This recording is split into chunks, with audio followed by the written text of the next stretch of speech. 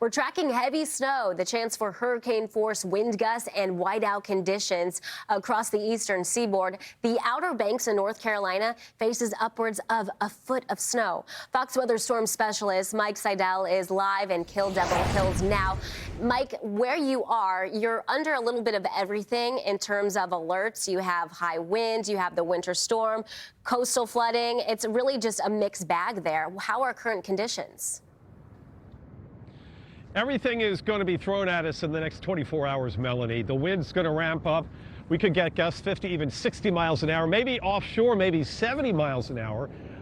That's pretty high winds for a nor'easter. This is basically a tropical storm, a high-end tropical storm in the middle of the winter here in January.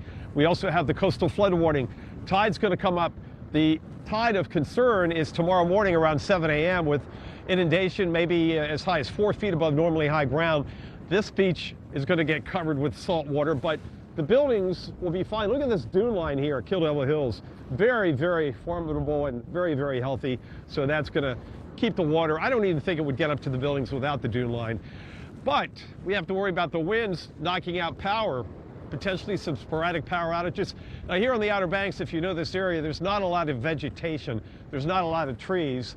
So it's not a function of trees coming down on power lines so much as just inland across the sounds.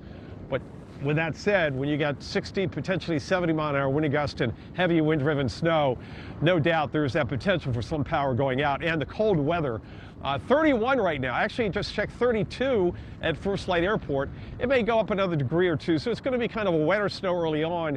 And then this evening, the temperatures will fall back into the 20s. Down at Buxton and Cape Hatteras, the last check, they're 36. So down there, it'll probably be more of a cold rain until this evening. So that's going to lower the snow totals. So more snow here versus down towards Cape Hatteras. Also on the way down there, it's the old Highway 12 issue.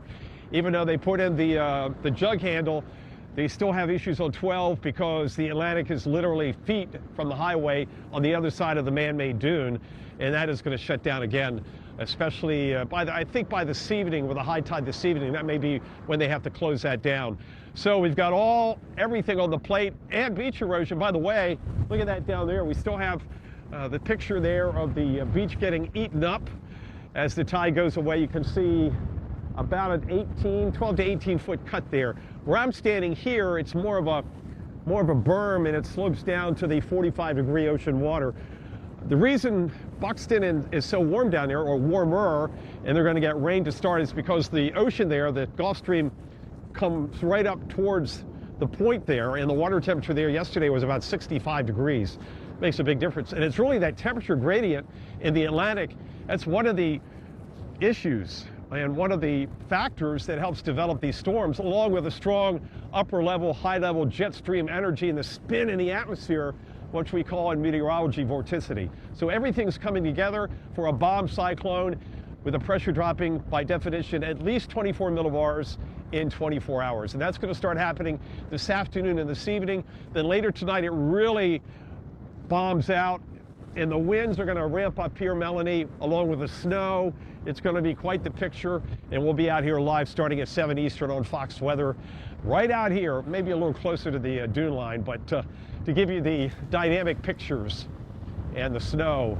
It's going to be like a snow globe out here. That's almost a given at this point. It will be quite the scene. I mean, we've seen the waves start to chop even higher within this morning. So I can only imagine what the scene is going to look like as we take your live pictures later on. That's our Fox Weather storm specialist, Mike Seidel. Thank you again for the update.